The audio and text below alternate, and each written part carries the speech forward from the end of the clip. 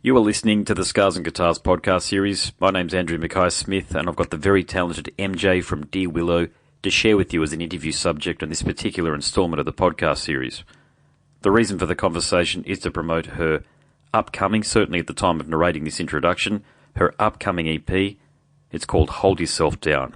So let's have a listen to what MJ has to say. Here we go. Andrew Mackay-Smith calling. How are you?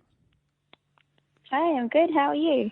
Good. I've been looking forward to our chat because it's very rare that I get to have a conversation with a Sunshine Coast artist, but I think this is only the second time in well over 300 interviews that I've done because wow. the predominant source of my interview subjects is actually overseas.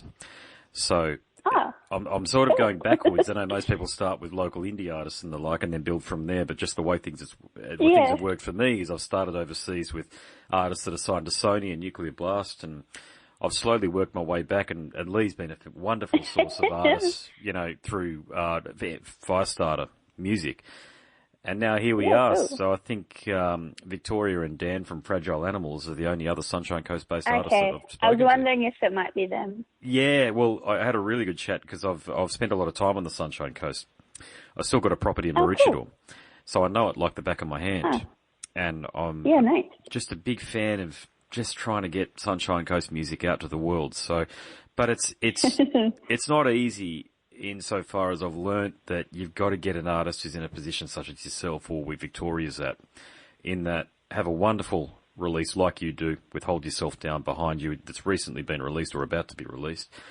It has some get up and go in that they can actually perform on stage in front of people. There's a lot of, when I say indie artists, who don't quite have it together yet, aren't at the stage yourself and Victoria are at. I guess so. I know. I would guess everyone's in quite a different spot, but yeah, like Victoria and myself, we've both been, I guess, doing music for a while and kind of only just starting to properly release now. So I guess we've had a bit of performing behind us. Yeah, you've served a long apprenticeship, and I think you need to do that. Yeah. So I think you need to do the hard job. Yeah. So let's stick to subject matter associated with the Sunshine Coast. Whereabouts did you start? Did you start playing around town early on, or were you from Brisbane originally? No. I grew up on Sunshine Coast hinterland, in a little area in between Kenilworth and Maleny, called Kinnaman Creek.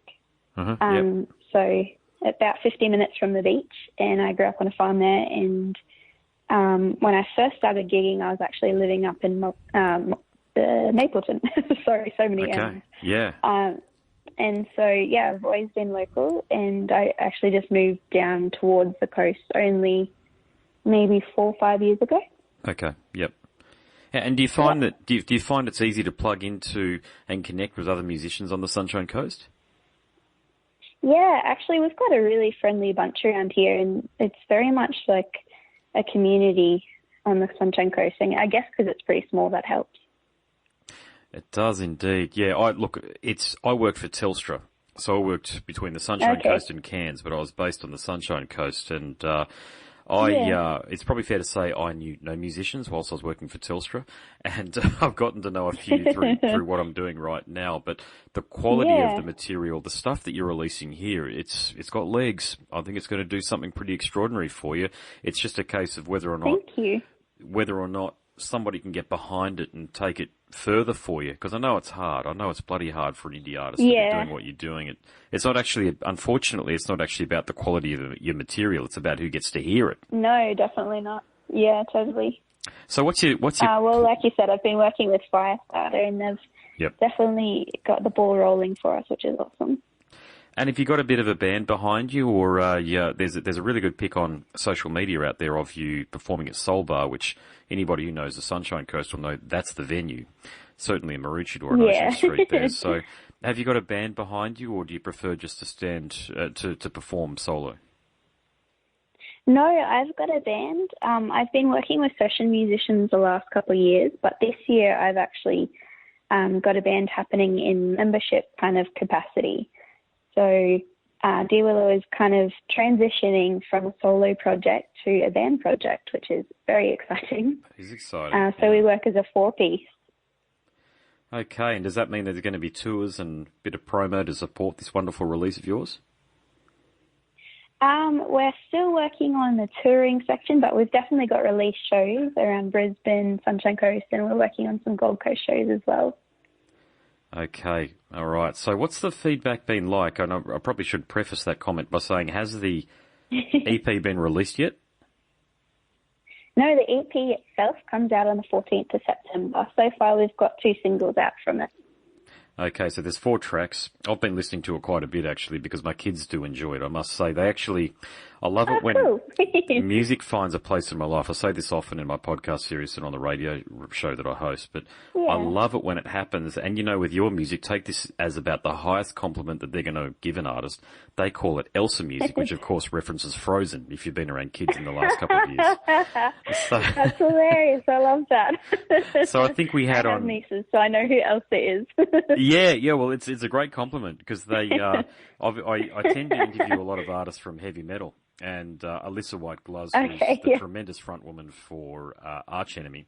So they tend to name music that associates with their world. So Elsa music is what they call your music. They know what Arch Enemy is Alyssa, because I interviewed Alyssa and they like listening to that interview there. So it's a wonderful thing when you can cross over, and I think I was keen to relay that to you, because my kids sometimes when I put on music they'll tell me to get it off, but your one in particular was like, oh yeah, that's Elsa music in the background there. Oh, cool. Well, thank you, and thanks, kids. That's awesome. So tell us about the inspiration behind the 4 cuts on the EP here. Is there a lyrical thread or a theme or a thread that runs through the lyrics? I wouldn't really say intentionally, but I guess they're all kind of situational songs. I don't necessarily write about so North for Winter, that's about heartbreak, and I guess it's not even necessarily about the person. It's kind of just about how I dealt with the situation. Same as Hold, that's about your circumstances and timing and stuff. And I guess, I don't specifically write my songs about people, so they're all kind of just about how I deal with situations and how I kind of, just learn to evolve through it. So I guess that's kind of the only theme with them. They were actually meant to be a different pick of songs. We had to drop 2 songs from it and then added in The City, which is the 3rd track. Okay. So it was meant to be slightly different, but this is how it's turned out. But I guess it's quite a compilation because I haven't released an EP before, this being my debut. So there's a bit of back catalogue that I'm working through with this EP. Rightio. So are these cuts that have been in your repertoire for a while and you've just perfected them to the point where you're happy with them and put them on the EP, or are they recently written? North for Winter I actually wrote when I was 18. I'm 24 now. The City I wrote maybe 3 or 4 years ago. Hold, I think I wrote 2 years ago, and I was young. I wrote it about a year and a half ago. Okay. So a mixture. A mixture. Good stuff. And they talk about this, don't they, in terms of there are a lot of examples of it where there's a killer EP or a killer first album, and they call it the sophomore slump. Now, I'm not suggesting for a moment you're going to experience that, but have you got enough songs, other songs that you're working on that you might have written over the last, you've mentioned there that you're 24 now, you were 18 when you wrote the first song. So you've written these songs over a 6-year period. So are there other songs that you've written over the 6-year period that will make an album in the future, do you think? I have so many songs, and I'm actually just super excited for this one to be out so I can do the next one. Good on you. Because I've already got in my mind the next ones to use this as a stepping stone onto. So as much as I'm excited for this to be out, I'm even more excited for the next batch. Yeah, I think people will be too, on the strength of the 4 cuts here, because I'm a big fan of the EP, it must be said, particularly as a first release, because it gives people an opportunity. I think a lot of the time, no, I'm not referencing any artist in particular here, but as an album as a debut is a lot for a listener to take in when there's no history or you've got no background on an artist. But an EP, particularly in this environment where most people listen to music via Spotify and Apple Music, it's 4 cuts and it's over within, say, 20 minutes or so, and it gives people an opportunity to keep on returning. And then your next release, let that be the album, because then people have an understanding about the sort of music that you're prepared to put out there. Yeah, that's kind of how I'd always seen it, and I guess the advice I'd always been given. But I guess one of the other reasons why I didn't start with an album is just purely the expense of it. Like, there's so much work and expenses that go into recording. And so I just wanted to make use of all the songs as much as I can. And use them for as much as I can. Now, I'm looking at a photo here of you out the front of Rick's, which I've frequented many times in the Valley. Yep. It looks like it's a bit of a showcase that you guys put on. So tell us about that show. So that was just 2 weeks ago.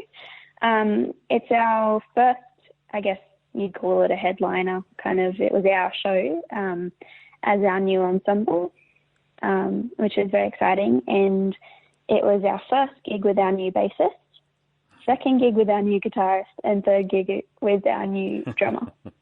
And so it was really good to just kind of start getting our feet and start getting, I guess, our own space in Brisbane. And getting set up with that. It was actually a really awesome night. Our drummer is like the biggest sanguine, I guess you'd call him.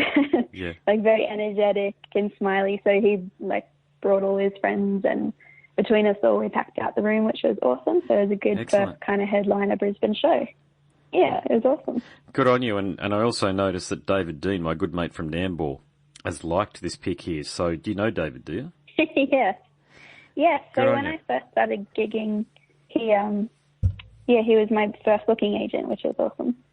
Okay, there you go. Yeah, I've done, because I'm good mates with him, I've actually dedicated one of my radio shows to him where I did an interview and we played selected cuts that I think I went that far into it. Actually, I think the conversation was the full 2 hours because God knows whenever we get together we talk each other's ears off. But he's got a lot of things to share about his experience because he's been doing it a bloody long time now. So did he impart any of his special wisdom to you? Oh, yeah, definitely. I can't think of any good snappers off the top of my head, but he's like that crazy uncle that you don't see too often, but when you hear them, they're always happy to help you, and, yeah, had a great time with Dave. Yeah, it's like that, isn't it? Yeah, we've been thinking about some ideas. We were toying, I'll share this, about opening a venue in Nambour there, but I think it'd be too hard, and I'm not sure that we could. I think it'd be a bit of a money pit, unfortunately. We put a lot of money into it and it'd just disappear in smoke. So the intent whenever I think of opening venues, I think of money pit, no matter where it is, I guess. Yeah, I think what you've got to do, particularly on the sunny coast, so my preference would be to go to Maroochydore. I know Soul Bar's already there on Ocean Street, but have a dedicated venue that probably has a capacity of maybe 80 people. The licensing laws seem very tricky around that too, but you've also got to make use of the space because you're paying a rent on it, assuming you're leasing it through the daytime when there's not music being played. So what do you do with it then? Do you turn it into a coffee shop or what have you? And there's a hell of a lot of coffee shops in Maroochydore, as you know, and they're all very good. You know, from the couple that run the courthouse there, or my good mate over there that runs the Milk Bar on 6th Avenue. They're all fantastic shops there, and everywhere I look, I see competition that's better than whatever I could bloody do it, except for putting on the music, which you'd only do from maybe Thursday through to Sunday if you're lucky. Could turn it into a record store. Yeah, I've thought about that too. Yeah, you're bang on with that one there. I've been getting into cassettes lately, let me tell you. I love cassettes, and there's something between me and my daughters that what we do is we pick up the cassette and they can put it in, and I bought an old, probably a 30-year-old cassette player, Denon brand, so it's a decent brand, but being 30 years of age, it's still going really well. Yeah. A solid state thing. So it's going really well, but I'd love to, if it was a perfect world, I'd love to open up a record store that sold vinyl and cassettes and a few CDs. Yeah, that would be awesome. Yeah. There's a couple of really good ones in Nambour, Backbeat Records, and Oh, what's the other one? I don't know. It's also really, There's a really couple good. there, though, isn't there? Yeah, Nambour's a good little scene, Yeah. actually. There's quite a few deathcore and metalcore bands that come out of Nambour, and I'm yet to sort of try to understand why that would be the case. But some good heavy metals coming out of there at the moment, just probably because it's 20 kilometres further. Yeah, there you go. Yeah, it's good friends of mine. There you go. Yeah, there you go. You know all about it. Yeah, so it's. I think I think we just need. I think on the sunny coast we've got enough. I wouldn't say we've got enough, okay, but there are plenty of musicians. There's a lot of musicians there. What we don't have is the population to support a music scene. Yeah. Yeah. That's my take on it. So that's the hesitancy that I have about opening up a venue. I mean, if I won $1 billion tomorrow, apart from giving a lot of it away to charity, that's what I'd be doing. That's what I'd be doing. That's is opening a good up a thing venue. to have on your list. Well, you read about these people in the States that win those obscene lotteries that they've got over there that, they're giving away $600 million or whatever it might be, like extraordinary sums of money, or maybe not that much, but a lot of money. And you think, what are they going to do with it all? I mean, most people wouldn't know what to do with $1 million, yet alone an astronomical sum like 60 million or whatever it might be. Yeah. Well, don't they say that's why a lot of people that win the lottery end up just flat broke? Yes. Because they just blow it? Yeah, there's a couple of factoids out there about money. There's that one, and the other one is intergenerational wealth disappears after 2 or 3 generations. So if just say your parents are wealthy and have earned money more or less through hard work, when they pass it on to their kids, the kids don't know what to do with it, so they go and spend it on stupid things. Well, they must, because the money disappears. Haven't had to work for it. Yeah, they don't understand the value of money. They might understand they've got money, but they don't have the value of money. And if I had that kind of wealth, I'd just live off the interest and just leave the capital there. Invest it somewhere and leave the capital Money there. chest. Yeah. Do some really cool stuff like open up a venue in Maroochydore or Nambour, and imagine having a chain of really cool. Wouldn't call them punk rock venues, but you know what I'm saying, like venues that capacity venues of 100, having some on the Gold Coast, some in Brisbane, and some on Sunshine Coast, and just turn it into our own scene here and foster bands and give a bit like what you might be too young for this, but there used to be a venue in Brisbane City called Rosie's Live that was on Edward Street. Too young for it, sorry. I played there twice, actually more than that. Played there a few times. And that was a place where you could virtually be any band. And granted, you might be playing on a Tuesday night or a Wednesday night at 9 p.m, but who cares? You're still playing live. Yeah, totally. You know, so... Well, that's how I feel about playing on Thursday nights. I don't mind, because I'm still playing.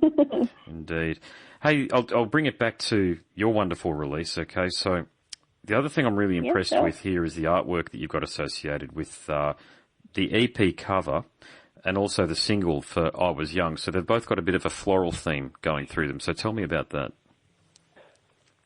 I guess there's not too much symbolism in it, other than, I guess, I just wanted the EP artwork to have the hands to just tie in with it. And I guess in that EP one with the leaves, that kind of organic, like these songs are very much like my beginnings that came up. I guess that's all the symbolism in it. But I have a really talented friend. She's an illustrator, and I just said, Andrea, I want you to do something, and gave her a quick brief, and that's the one that she came up with. And then the I Was Young single artwork, that's actually a design that I got tattooed, which I realized after I put it out that might sound, I don't know, like a little bit of an ego thing, but I actually didn't mean it to be like, oh, this is my tattoo, everyone must like it. I think it's wonderful. An amazing Sunshine Coast tattoo artist. She whipped that up when we were in the shop, and then I got it tattooed on. And then when I was thinking of what to do for I Was Young, I messaged her and she said I could use it. And I just figured it tied in with that, like the leaves and that sort of illustrative kind of vibe that I was going for with the EP. So yeah, I like it a lot. It ties in. Two amazing artists. Look, it ties in very well with what you're doing. I think you're a very feminine artist too, and these are beautiful graphics here, and they do. That was the comment that I was thinking. Okay, I'll link things to I link things all the time. Okay, so when I saw that graphic, I thought that'd make a wonderful tattoo. So it doesn't surprise me at all that it is a tattoo. Yeah, well, I got it on my forearm, and I really like it. Good on you. I guess that's interesting that you said that I'm quite a feminine artist, like musician, because I guess one comment that I've had on our recent stuff is to kind of tap into that dreamy rock side of things, and I think that's a really cool way for us to go, because it does link in with my voice very well. Yeah, you've got a beautiful voice. You have a voice that I would term a lullaby voice. Take that as a very big compliment, because it's very hard to do. Your voice. I've heard that before. Well, it comes across as being very sweet without being laboured. And a lot of people, when they sing, do sound laboured. That's the point. They're forcing something that isn't their natural voice. But I really get the impression you're you. This is MJ. You're not getting a version of you projecting or trying to be somebody else. We've just got MJ up there, and that's how it is. Yeah, totally. Well, I guess I went through my vocal facades when I was a bit younger.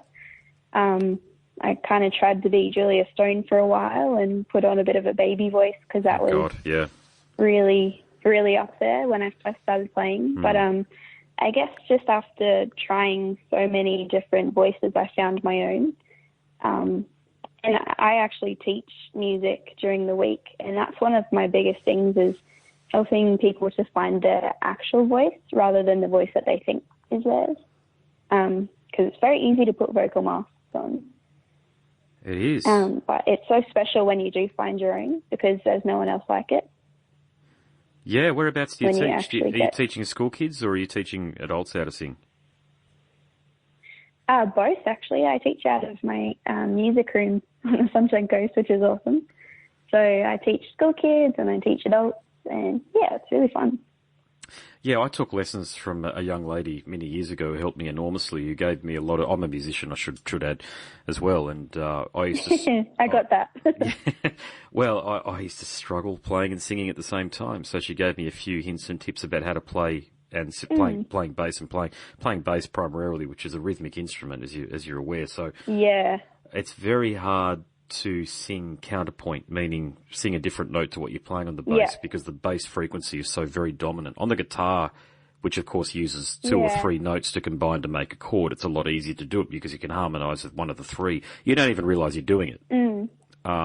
Yeah. Bass, though, my God, I've struggled with it through the years. It's still something that... It's a bit like golf. I play golf and I'm not that good at it some days and I'm better at it on other days. I think I don't know why, but it's just hot and cold, and the same with singing. So as a 40-year-old aspiring singer, what hints and tips have you got for me? I would say look after your breathing. So figure out where your diaphragm is and really use it. And then another one would be just making sure you're actually warmed up. Because that will, if you're hot and cold, then a lot of it is probably just that sometimes you're warmed up and sometimes you're not quite, and that's going to make all the difference. I've done that thing where I've been My driving. professional advice?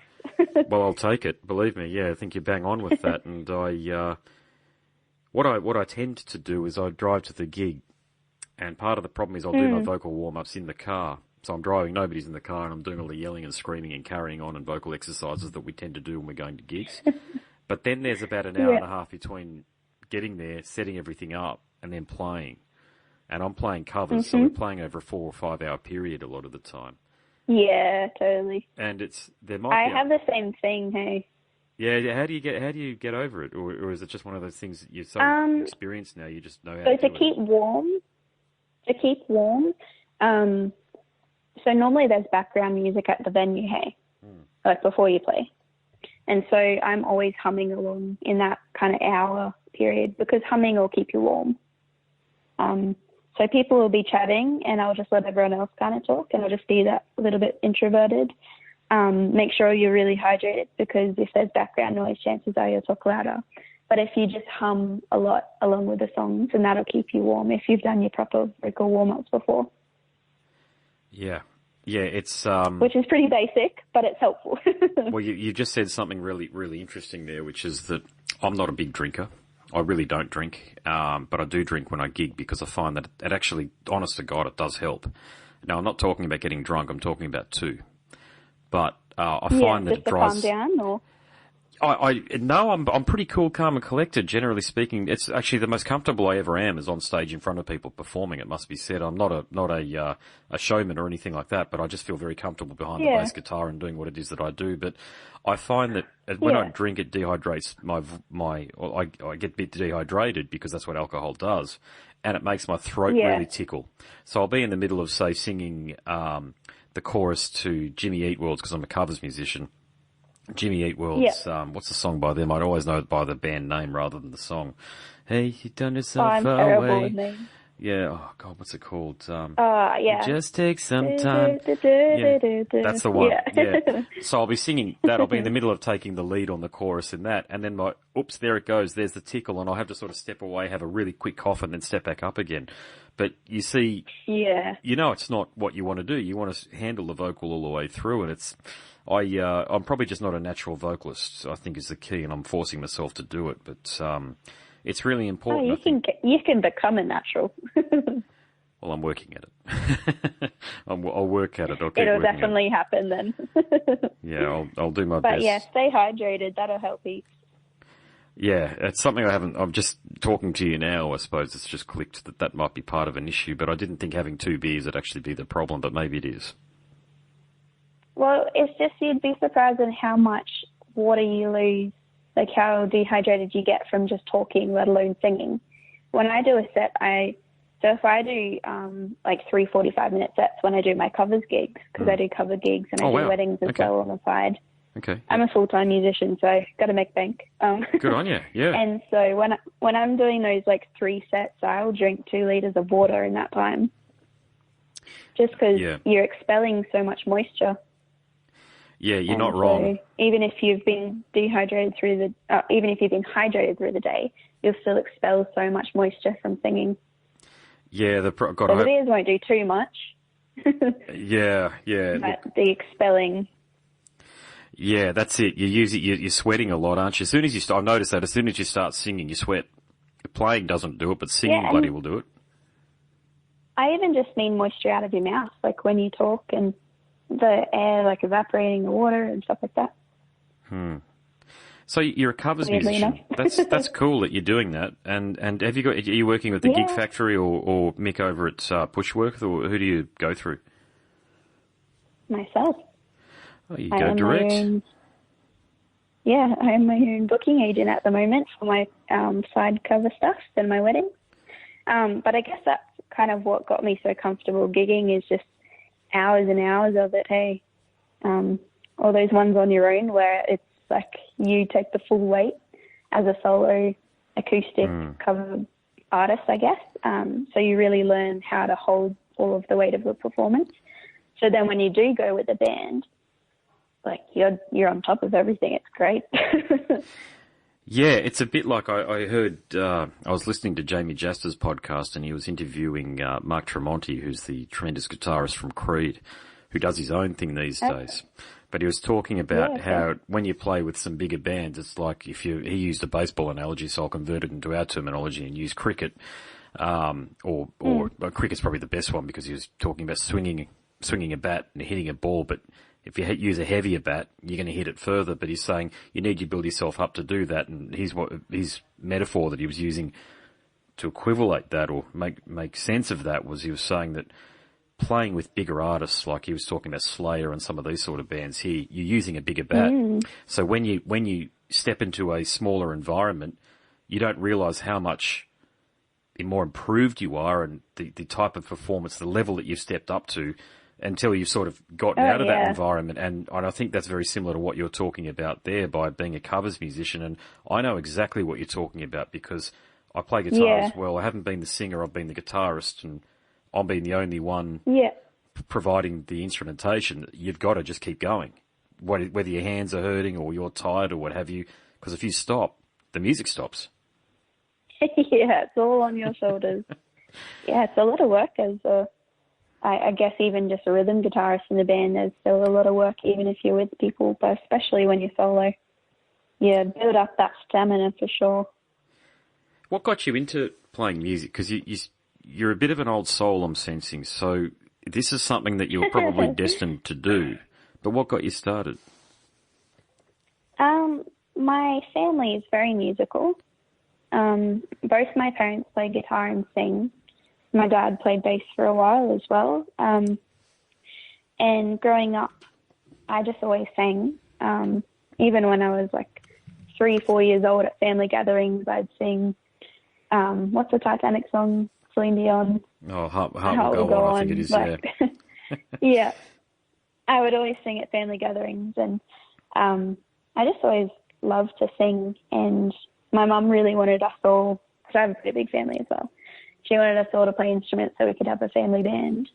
And so, yeah, siblings, some of them played clarinet or violin, piano. My brother's a producer and a sound engineer.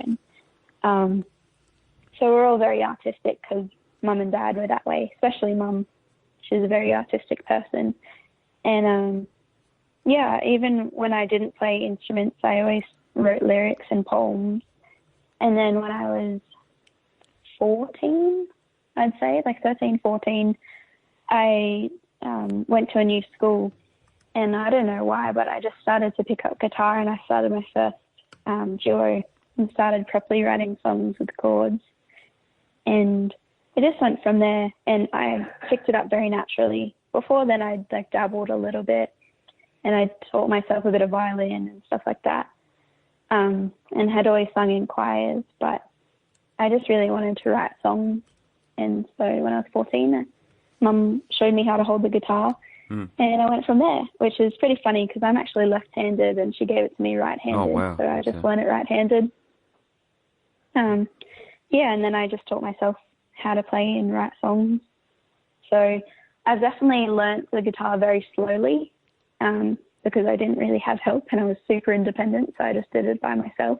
But I'm very confident in my ability as a rhythm guitarist, and I'm starting to delve into the world of lead guitarist, which is pretty fun. Yeah. I'm terrible at it, but definitely back to learning. Yeah, I think growing up in a really creative household helped, with Mum being musician, and she was always into writing and art. Yeah, a couple of siblings are visual artists as well. Yeah. Yeah, I think I just always had a story to tell. Well, I think you have a wonderful story to tell there, and I think it's so important. And congratulations to your parents for fostering that, because it's not like that for a lot of people. It must be said. I mean, you'd never know what the amount of people out there that could have become as accomplished as yourself that didn't get the support because they came from families where music wasn't valued. And I'd venture to suggest that was a bit like mine. I didn't have any other musicians in the family, and they just thought I was some little heavy metal idiot who just liked playing the bass guitar. It was turn it off, it's too bloody loud. Yeah, it's exactly what it was. Because I'm in my 40s, I grew up listening to Faith No More and Iron Maiden and Megadeth, and I used to get laughed at. Oh wow! And it was it is what it was. But you take a lot of inspiration from that, and it leads somewhere else. You might not. I've never played that style of music specifically, but it led to. It was the first. In a staircase in a very long journey, if you like, to where I'm at now, given that it started when I was about 11 or 12 years of age. And those artists provided inspiration for me to become a musician, and from there I probably identify primarily, if I was to label the sort of playing that I offer a band, as funk and disco. Because funk and disco, cool. Yeah, I love playing, I really enjoy playing the bass guitar. That's sick. Yeah. It's, I love playing. I love bass. Yeah. I wish that I could play bass. Like, I've played it a little bit here and there, and anytime I have, it's just been so fun to just get that little bit groovy and funky with it. But I've just never really had too much of a chance. So it's been so fun. I love playing it. I play 4-string and 5-string bass. I've always found with the female vocalist, I use the 5-string because that low B. Yeah, okay. Just acts as a platform to launch the female vocal, and I've been blessed to work with a few, especially in the last year or so. Kelly from the band Vinyl Frenzy is outstanding, and now Billy Lee from the band Velvet Kiss. I'm working with Velvet Kiss, and We play at the casino in the city here and Treasury Casino in the city and some other places. And I love playing with a female vocal who's got that real Diana Ross characteristic and Christine McVie characteristic about it from Fleetwood Mac. Because you've got to be a chameleon when you're playing these. That richness. Yeah. A very, very dominating female vocal with that kind of music, because we're playing songs like ABBA songs and Kylie Minogue, and to get that to work on a dance floor, it actually needs very good bass, because people are dancing to the bass guitar. They don't realise that's what's happening, but the guitar is just... Yeah, totally. Yeah, you got to have that good groove down pat. Otherwise it just feels like there's no momentum and it's flat. Yeah, it does. You're right. And I put a lot of work into making sure that it depends on the drummer, of course, who I'm working with, because oftentimes we're working with session drummers, so you never know who's going to turn up and what sort of music that they take their cue from. But if I get a drummer who really knows what they're doing and I'm performing with them, my God, do I have a great night. I just have so much fun when I get working with a good drummer. Just lock in with them, get in the pocket. Yeah, I love turning around and I'm like, are you ready? And we do a run together. You know, they do a few tom hits and I'll just do a quick run or a slap thing or something like that. And the people in the crowd probably, they don't know they don't pick up on the nuances, but it makes our night so much fun when we're able to do that. And, It's a lot of fun performing. It doesn't have to be a chore, does it? It doesn't have to be something you just sort of get through. But when you've got really good musicians around you, and I was watching... Yeah. I was down at, because I go to Bond Uni these days, and I was watching these students from Ormiston College, I think it was, perform at the Open Day. And holy moly, these, I suppose you'd call them teenagers or kids, they were such good musicians. They were just such tremendous musicians, and they had it all down pat, and they were playing big band. So they were probably a 9-piece band in terms of the instrumentation, you know, 2 guitars, bass, keyboard, trumpets, that sort of thing. But they were playing Beyonce songs, urban artists. Yeah, but they were getting it right. They were doing it. And nice. That's awesome. And they had these 3 young ladies out the front, and they were just nailing the Beyonce thing. And it was really incredible to watch. They were in a school uniform and doing it. And I thought, my gosh... to have talent at that age, where they're going to be in a couple of years' time, if they keep going with it and they foster it, the world's their oyster. Yeah, definitely. You know, so that's so cool. You do have a few shows coming up. I'm looking here on a gig poster. So you've got a few shows at Soul Bar. It looks like coming up in October. Yeah, got a couple of those. So we have our Sunshine Coast EP launch. And then we're also doing a showcase event, which is the second one. I can't think of that date off the top of my head. The 20th of October or 19th of October. Is that at Solbar? Is that one? So you got one on Friday, the 19th of October, and you got one on 20th of September. That one. Yeah, so the 5th of October at Solbar is our EP launch for Sunshine Coast, and then 20th of October. At Solbar, we're doing a showcase for the Turn Up event. They're doing a second event on the Friday. That's David Dean's so we're showcasing that. Yeah. That's Turn Up. Yeah, no, he's been telling me all about it. I wish I could have gone along to the last one that he had on. It's just, what happened was, because I've got the property there and I used to use it when I worked for Telstra, I converted it into an Airbnb property, and it's booked solid. Oh, wow. It's going really well. Good use of a property. Yeah, it's great. I've got a wonderful property manager there, the wife of a fellow account executive from Telstra. She looks after things for me beautifully. And great. I think in some ways it's been, I wouldn't say too successful, because you can't have too much success, but we have to book it from my wife and I, bringing the kids up there. I do consider it our home away from home. I've got to do it months. The best case scenario is weeks in advance. Worst case scenario is months in advance. Yeah, but I'd love to. Will you make this year's Turn Up? I hope so. It's just, when you've got kids and commitments, it's just so hard to... It's not actually about time. It's about quality time. There's no point in me turning up somewhere and being a zombie. You know, and that's always been the challenge, actually, in truth, is that you want to dedicate, especially because David's a good mate, if I turn up to something like that, I want to be present and I want to help out, and not help out in the traditional sense, but I want to help out by being attentive and anything he asks for me to do to help him out that way. But yeah, it's just I interview so many artists, and we talk after the interview's finished. They go, "Man, are you going to come down to the show and we'll catch up?" I'm like, I'd love to say yes, but I used to say yes to a lot of them and then not turn up, and I'm pretty sure people used to hate on me because of it, but I just can't say that unless it's... Yeah, that's worse. It's kids. What happens when you got kids is all of your time goes towards them. It goes without saying that that's what happens, and you want it to be like that because that's why you have kids. You know, it's your responsibility to raise them, but you don't, as soon as they go to sleep, you think you've got all this, you go, okay, when they go to sleep, I'll do this. You end up falling asleep yourself. You're exhausted. Yeah. So, I can imagine. But look, good luck. If you do go, I'll hopefully run into you. But if not, I'm sure I'll run into you another time anyway.